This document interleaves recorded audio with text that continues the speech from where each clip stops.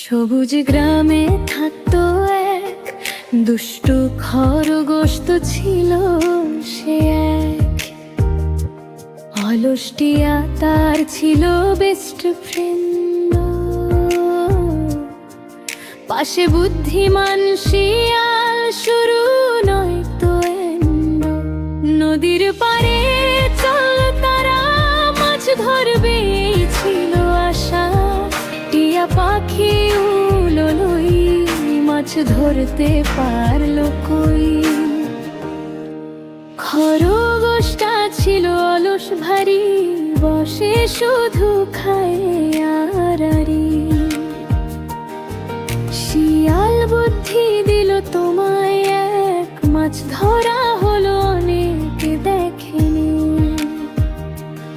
শিয়াল জানালো টিয়াকে তো তাই, খরগোশকে দিয়ে চল ডালটা পাতাই।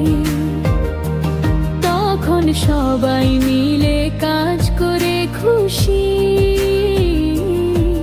গল্পটা এখানে হলো শেষ। এরপর তারা ঠিক করলো যাবে নতুন অ্যাডভেঞ্চার তারা পাবে, যেখানে থাকবে আরো অনেক মজা।